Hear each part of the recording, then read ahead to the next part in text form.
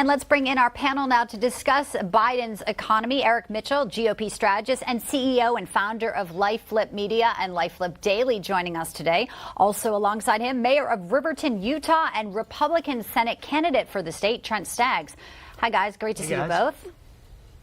Great to be here. Good to see you. Well, I know they're out touting Bidenomics, but you just saw the numbers, and James Rosen really highlighting what the true pulse is of Americans. 56% say they don't feel he's doing enough. 73% the U.S. is worse off than they were in 2018. But still, I guess the administration feels like this is something they want to continue pushing. But a lot of people wonder why. Eric, first to you. I don't know how the Biden administration can say what they say with a straight face. I live in the great state of Texas, and even we've seen our gas prices go up. I know I was just on the West Coast less than 3 days ago, and I saw gas prices almost at $6 just outside of LA. This isn't getting better. It's getting worse.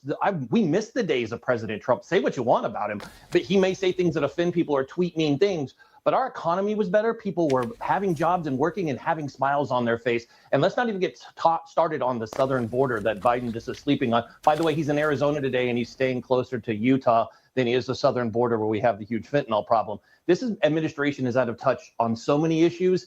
It hurts to even talk about this. Yeah, and Trent, I want to bring you in. So nearly half the country, and looking at the poll there, say inflation and rising costs are really the most important issues. And you posted yesterday on X, I guess that's what it's called now, Twitter, Joe Biden first took federal office in 1973. Gas was 39 cents. 39 cents. A college degree was $1,500 to $2,000. Our national debt was $458 billion. Some people still think he just needs 4 years to figure it out. As the president will make his way to your state to tout Bidenomics, how do you think, how would you, anyway, get America's economy back on track? Yeah, this is pretty remarkable, isn't it? I mean, those numbers don't lie. And some people, like I said, just think we need to give him a few more years and he'll get it figured out after 50 years in Washington. But look, how we would get back on track, we return to the policies that worked. This is why I'm supporting President Trump. Those policies worked. I mean, the tax cuts from 2017 that I've seen that have been so impactful for my residents, for our constituents here in the great state of Utah. Energy independence, that's how we get back to. I mean, those are the great jobs, the great paying jobs, and we need to be energy independent. We can and we should be, without a doubt, putting that money and resources here rather than giving it to countries that really don't like us. Those are the things that we need to be able to return to.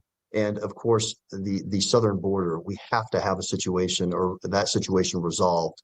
That's what I'm hearing here. That's what people want in this state. I was going to say, in your state, how is the migrant crisis, the border crisis impacting Utah right now? I imagine it's having a pretty big effect and an impact. Yeah, I mean, we see that everywhere. I think the term has been used that every state is now a border state, right? We've seen its impact. I've seen in my own community where people have just been literally dropped off, and we don't know who they are, where they're coming from. And so it's quite impactful. Especially, I think it hurts those that are at the lower end of the economic scale the most, because there's such then strong competition in the labor market. That is quite impactful. We've got to have that addressed, and it's not just there, but also with respect to the drug, fentanyl coming in, the drugs, the human trafficking, and all the suffering that's going on there. I mean, this is a human rights issue. We ought to be working towards it, shoring up our own border. We had opportunities to do that under President Trump.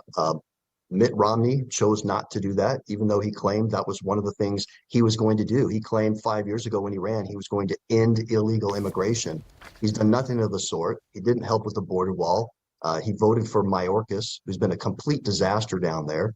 We need to return back to those policies that work, the implementation of the wall, the Remain in Mexico policy. Yeah, and Eric, I mean, being in Texas, right now, I mean, the DOJ suing the governor over putting buoys in the Rio Grande just to try to protect and enforce the border. It is an upside down world we're living in, and no beautiful backdrop, which today Biden will have, I think will erase what Americans truly are seeing. Just about 20 seconds left. Trent, we'll give you the final word.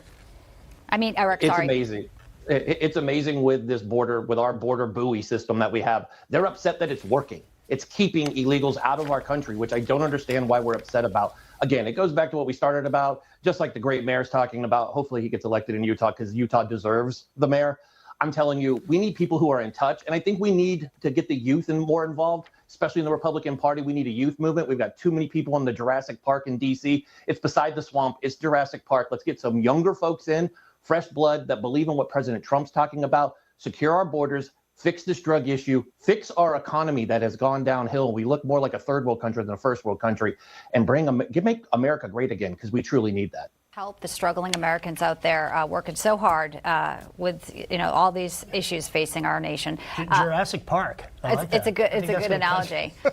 Eric Mitchell, Trent Staggs, good to see you both, and thanks for your time today. Thank you.